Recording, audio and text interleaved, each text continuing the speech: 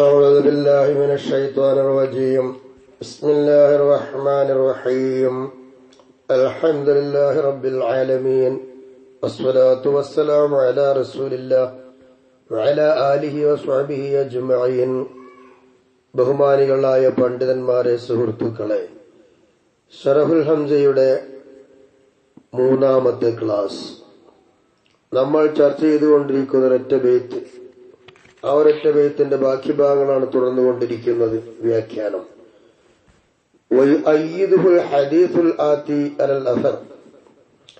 ശേഷം വരുന്ന ഹദീസ് അസറിനേക്കാളും ശക്തിപ്പെടുത്തുന്നുണ്ട്.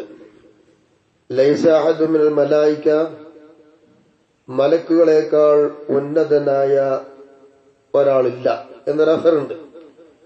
അതിനേക്കാളും വ്യക്തമായിക്കൊണ്ട് തന്നെ ഹദീസ് നമ്മൾ മുമ്പ് പറഞ്ഞതിനെ ശക്തിപ്പെടുത്തി കാണാം.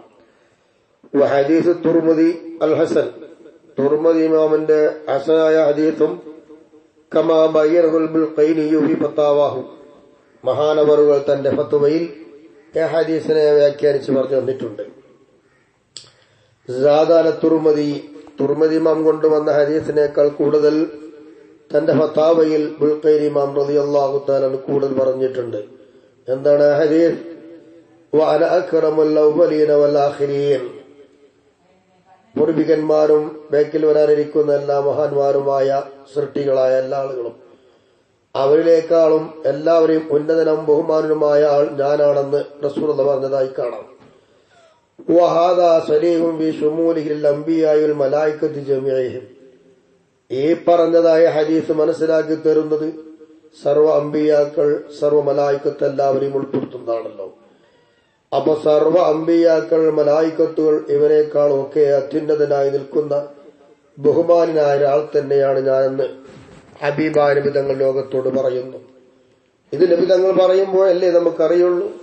നബി തങ്ങൾ അത് പറയേണ്ടത് തന്നെയല്ലേ? അത് പറയാൻ വന്നവരാണ് നബി. ഇതൊന്നും നബിയെ സംബന്ധിച്ചിടത്തോളം ഒരു അഹങ്കാരമാക്കി കൂട്ടണ്ട. അതൊക്കെ റസൂലുള്ളാഹി അങ്ങനെ പറയാറുമുണ്ടല്ലോ. അപ്പൊ റസൂൽ നമ്മെ പഠിപ്പിച്ചത് എല്ലാവരെക്കായി മുന്നേ ഞാൻ തന്നെയാണ്. അങ്ങനെ തന്നെയാണ് നമ്മൾ കാണേണ്ടത്. മറ്റൊരു ഹദീസ് നമുക്ക് ഇങ്ങനെ വായിക്കാം. ഹദീസിലുണ്ട്, ഖാല ആദമു, ആദം അലൈഹിസ്സലാം പറയുന്നു, യാ റബ്ബി, എന്റെ നേതാവാൻ, എന്റെ പടച്ചവനെ, എന്റെ റബ്ബെ, അസ്അലുക, നിന്നോട് ഞാൻ ചോദിക്കുന്നു, ബിഹഖി മുഹമ്മദിൻ സ്വല്ലല്ലാഹു അലൈഹി വസല്ലം, ഹബീബായ നബിയുടെ ഹക്ക് കൊണ്ട് നിന്നോട് ഞാൻ ചോദിക്കുന്നു. അങ്ങനെ ചോദിക്കുമ്പോ ഇല്ലാ ഗഫർതലി, നീ എനിക്ക് പുറത്തു തന്നിട്ടല്ലാതെ ഇല്ല എന്നൊരു ഹദീസ് ഉണ്ടല്ലോ. ഇത് നമുക്ക് എല്ലാവർക്കും സുപരിചിതമായ ഹദീസാണ്. നമ്മുടെ ശത്രുക്കളായ ബിദ്അത്തുകാർക്കെതിരെ തവസ്സുനെ ഉദ്ധരിക്കുന്ന ഹദീസാണ്. നബി തങ്ങൾ ദാത്തിയായി ഈ പ്രപഞ്ചത്തിലേക്ക് വന്നിട്ടില്ല. അതിന് മുമ്പ് നടന്നതായ സംഭവമാണ് ഇത്. അൽ ഹദീസ്, ഹദീസ് അങ്ങനെ പലതി നമുക്ക് വായിക്കാം.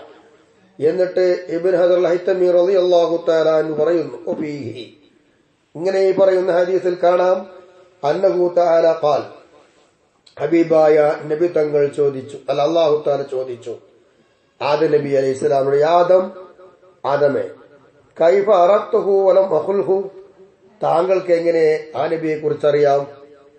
ആ നബിനെ ഞാൻ പടച്ചിട്ടില്ലല്ലോ, സൃഷ്ടിച്ചിട്ടില്ല, നിങ്ങളെ സൃഷ്ടിച്ചിട്ടുള്ളൂ എന്ന് പറയുമ്പോൾ അതിന്റെ പ്രത്യുത്തരം നമ്മുടെ പിതാവായ ആദ്യ പ്രവാചകനായ ആദം നബി അലൈഹിസ്സലാം പറയുന്നു, ഖാല, പറഞ്ഞു, യാ റബ്ബി, എന്റെ റബ്ബേ, ലമാ ഖലഖ്തനി ബിയദിക, നിന്റെ ഖുദ്റത്ത് കൊണ്ട് നീ എന്നെ സൃഷ്ടിച്ചപ്പോൾ. യദ് എന്ന് പറയുമ്പോൾ നമുക്ക് എല്ലാവർക്കും ഓടിയെത്തുന്നൊരു അർത്ഥമുണ്ട്. ആ അർത്ഥം അല്ലാഹയെ സംബന്ധിച്ച് പറ്റുകയില്ലല്ലോ. അതിനാണ് അതിന്റെ വ്യാഖ്യാനത്തിൽ ഐ ഖുദ്റത്തിക്കൽ ബാഹിറ, പടച്ചവനെ നിന്റെ ഖുദ്റത്ത് കൊണ്ട് എന്നാണ് ഇതിന്റെ അർത്ഥം. ബാഹിറായ പ്രത്യക്ഷമായിരിക്കുന്നു നിന്റെ ഖുദ്റത്ത്, ആ ഖുദ്റത്ത് കൊണ്ട് നീ എന്നെ സൃഷ്ടിച്ചപ്പോൾ. വനഫഖ്ത ഫീയ മിൻ റൂഹിക, നിന്റെ റൂഹിൽ നിന്ന് നീ എന്നെ ഓതുകയും എനിക്ക് ഓതുകയും ചെയ്തപ്പോൾ. റൂഹ് എന്ന് പറയുമ്പോൾ അള്ളാഹുവിന്റെ റൂഹ് എങ്ങനെ സംശയിക്കാൻ പറ്റുമോ? ഒറ്റക്കും പറ്റുകയില്ല.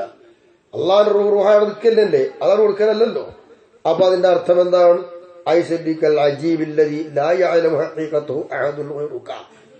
നിനക്ക് മാത്രം മനസ്സിലാകുന്ന, മറ്റൊരാൾക്കും തിരിയാത്തൊരു ഹഖീഖത്തുണ്ട്. അങ്ങനത്തെ ഹഖീഖത്താകുന്ന അത്ഭുതമായ നിന്റെ രഹസ്യം, ആ രഹസ്യം നീ എന്നിൽ ഊതിയിട്ടു. അങ്ങനെ എനിക്ക് ജീവൻ നൽകിയപ്പോൾ റബ്ബേ റഫഅതു റഅസി, എന്റെ തല ഞാൻ ഉയർത്തി നോക്കി.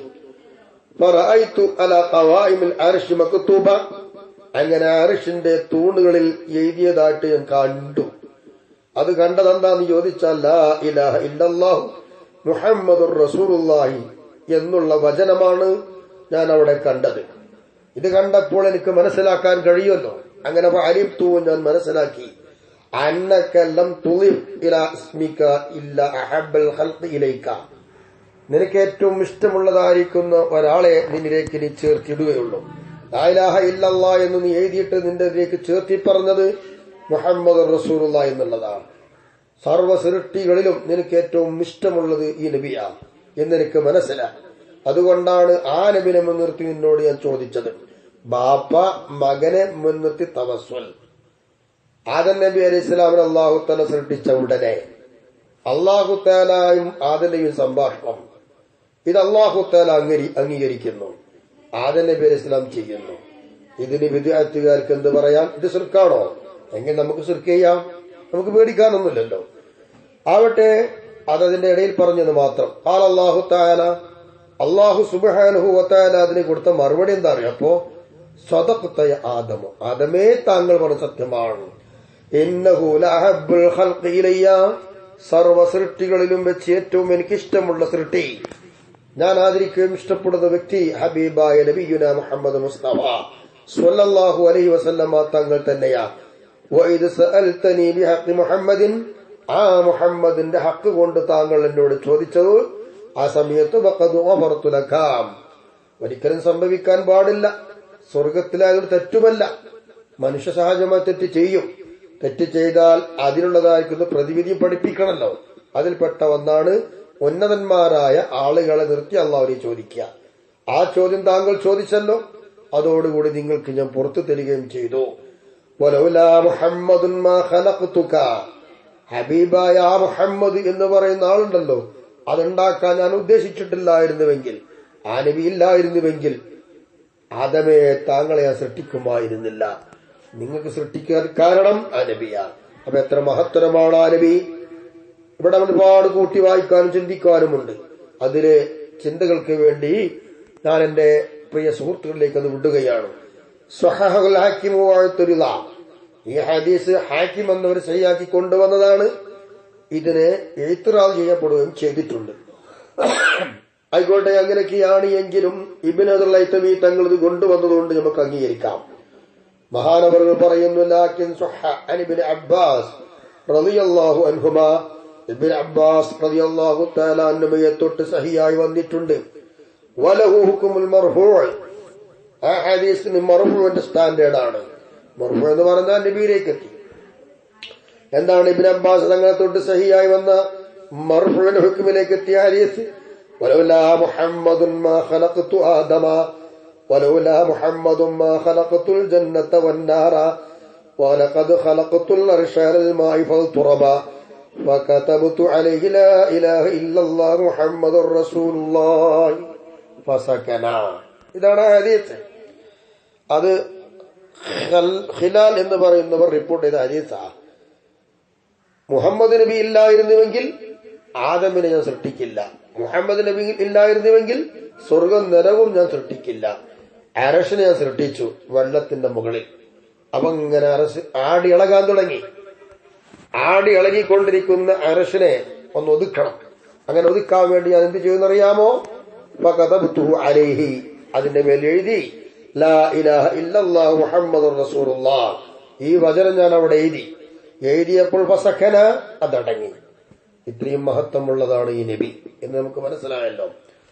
വഫീ റിവായാത്തിൻ ഉഖർ, മറ്റുള്ള റിപ്പോർട്ടുകൾ കാണാം, ലൗലാഹു മാ ഖലഖതുസ് സമാഅ വലൽ അർള വലാ തൂല വലൽ അർള വലോ വലഅ തബാബ് വലാ യഖാബ് വലാ ഖലഖതു ജന്നതൻ വലാ നാറ വലാ ശംസ വലാ ഖമറ എന്ന് കാണാം. ഹബീബായ നബി ഇല്ലായിരുന്നുവെങ്കിൽ ആകാശഭൂമി ഗോളങ്ങളെ നമ്മൾ സൃഷ്ടിക്കില്ല, നീളം വീതി ഇവിടെ കാണുകയില്ല, ശിക്ഷ പ്രതിഫലൊന്നും ഇവിടെ വെക്കുകയില്ല, നരകവും സ്വർഗവും ഉണ്ടാക്കുകയില്ല, സൂര്യനും ചന്ദ്രനൊന്നും കാണുകയില്ല. അപ്പൊ എല്ലാം ഇവിടെ കാണുന്നുണ്ട്. ഈ കാണുമ്പോഴൊക്കെ നമുക്ക് നബിയെ കുറിച്ച് മനസ്സിലാക്കാം. എല്ലാം നബിയാ.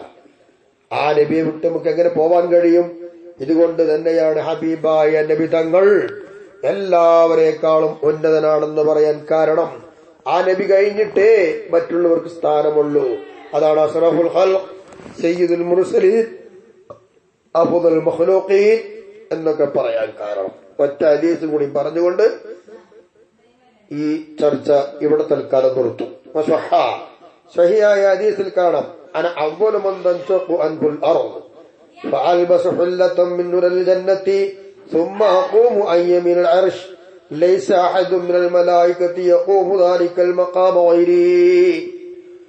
أنا ഞാന് أول من تنشق عنه الأرض, ഭൂമി വിണ്ടു കയറിയിട്ട് ഖബറിന്ന് ആദ്യം പുറപ്പെടുന്ന ആൾ ഞാനാണ്.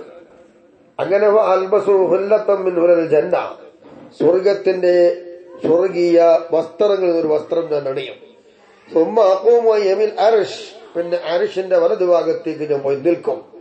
ആ നൃത്തത്തിൽ ആരില്ല? ലൈസ അഹദുൻ മിനൽ മലായികത്തി യഖൂമു ദാലികൽ മഖാമ ഗൈരി, മലക്കുകളിൽ നിന്ന് ഒരാളും പോലും ആ സ്ഥാനത്ത് നിൽക്കാൻ ആരുമില്ല ഞാനല്ലാതെ. ഞാൻ ഒറ്റയ്ക്ക് നിൽക്കുന്ന സ്ഥാനമുണ്ട് അർശിന്റെ വലതുഭാഗം, അവിടെ പോയി ഞാൻ നിൽക്കും. ആദ്യമായി വരുന്ന ആൾ ഞാനാണ്. സ്വർഗത്തിന്റെ പട്ടി ഞാൻ ധരിക്കും, അങ്ങനെ അവിടെ പോയി നിൽക്കും. ഈ സ്ഥാനം നബിക്കല്ലാതെ ആർക്കുണ്ട്? ഇത് തുർമുദി റിപ്പോർട്ട് ചെയ്ത ഹദീസ് ആകുന്നു. ഇത് പോരെ, നബിയെ കുറിച്ച് മനസ്സിലാക്കാൻ ഈ എത്രയുമുണ്ട്, തീർന്നിട്ടില്ല. ഇനിയും ഇൻഷാ അല്ലാഹ് ഒരു 2-4 പേജോളം കൂടി ഇതിന്റെ വ്യാഖ്യാനമായി നിൽക്കുകയാണ്.